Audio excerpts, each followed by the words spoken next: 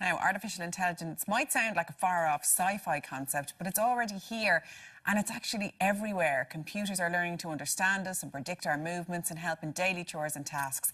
And our gadget guy, Colin Baker, joins us now with more. Good morning, Colin. Good morning. Like I said on the couch there, you know, when I read that I was doing this piece, I was like, AI, that's interesting. It's going to be stuff that's down the future. It's nerdy. It's in the future. It's sci-fi. I didn't think nerdy, but I did think... You did. I can see it in your face. It's something really far away from me. I didn't even think of Siri and things that people are using every day as being artificial intelligence. Not just artificial intelligence. As you said, they are learning all the time to improve, to figure out how we make decisions, how we talk. They're even learning accents and tonality and mood.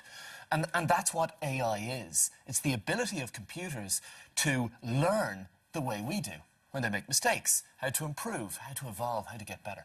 Well, some of us don't learn from our mistakes. That's another issue. There are three main players in this market, and we're going to look at examples from each. But who are those main players? It's kind of a fight to take over the world of AI, and of course the names are well known. We've got Amazon with their Echo products. Naturally enough, we've got Google, and this is the Google Assistant, the Mini.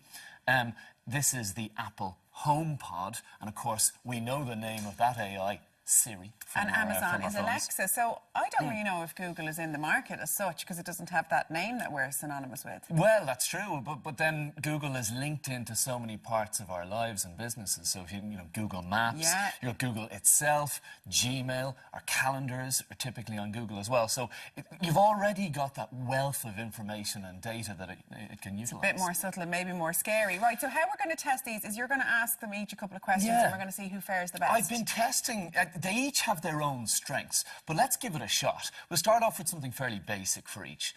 Alexa, what's the weather like today?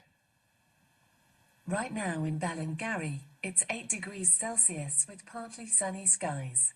Today's forecast has clouds with a chance of showers, with a high of 12 degrees and a low of 5 degrees. Exactly what Derek said. It's great for Ballingarry, but what about Ballymount? Yeah, I don't know where Ballingarry is, actually. Maybe someone could tell us. Let's go there. Sounds like lovely.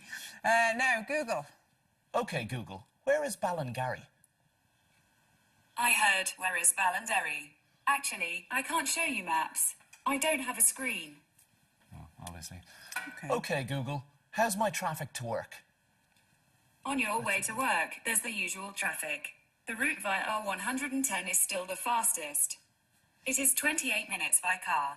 That's handy. But it learns your route to work, your home, your work. So it learns, they all actually learn. Do you have to program it with that? When you buy these things, when you sign in, it does ask you where your home address is. You don't have to put that in, but it gives it better, more fine-tuned and customised information. Do you have to answer many questions? No, it's very, very simple. In fact, that one I only got. This is very, very rare. It's very difficult to get your hands on the Google version because they're not officially released in Ireland yet. So I only set this up this morning. It takes about 5 to 10 minutes.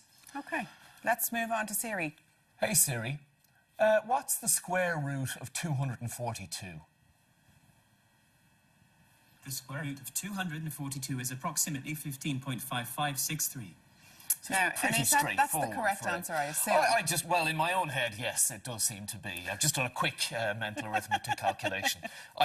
That type of question is very easy for devices like this. But let's take it a little bit further. Can we have fun with it? I mean, can we ask it to tell us a joke? Well, let's give it a shot. We'll start with something opinion-based. So we might say, Alexa, is there any good films in the cinema at the moment? Here are a few films playing near Dublin today. A Quiet Place. Alexa, stop. OK, so we'll go through all of that. It does have local knowledge and information. But could I say, are there still tickets available at the UCI Coolock, or...? Well, let's try... I don't know if it has direct access into those sites. OK. Alexa, can you suggest a good sci-fi film? Here are films you might like.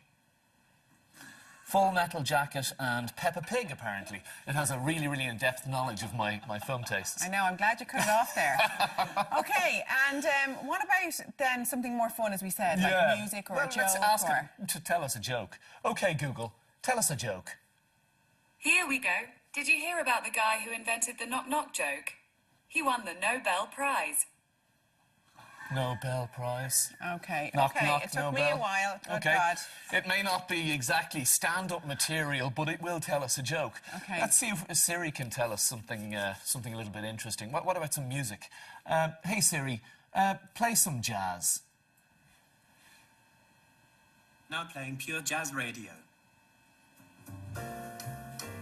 Okay, a little bit of entertainment. I mean, it is really good to have in your home. You said Hey Siri, sometimes... stop. Thank you. The elderly will use this to have company in their home. I mean, they're becoming part of the family in many ways. There's a lot more. Obviously, what you see here is the ability to ask it questions, play music, play a radio station. But as it connects in with more devices, so for example, Alexa, drop in on Laptop Lab DL. Now, what it's now going to do with this the screen-based Amazon Echo Show, it allows me to put these in different locations, and I can connect in with those other locations without pressing any buttons at either end. So Laptop Lab DL is one of our branches in Dunleary, and there's one of these out there. Hey, Darius. How are you? Hello. You're on TV. You're on the telly.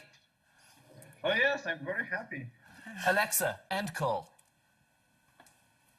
Now, I have a sick aunt at the moment, and I've popped one in her house, so she's able to actually request for help, or if she wants to contact me, all she has to do is shout out wherever she is in the room, and it'll contact me, whether it's on here on my Amazon or on my phone. And you can connect it to your heating system, your Absolutely. lighting, and all Devices, the other things. alarm systems, cameras, the whole lot. So where's it going? I mean, I know it's how long's a piece of string, but where are we moving in the next few years?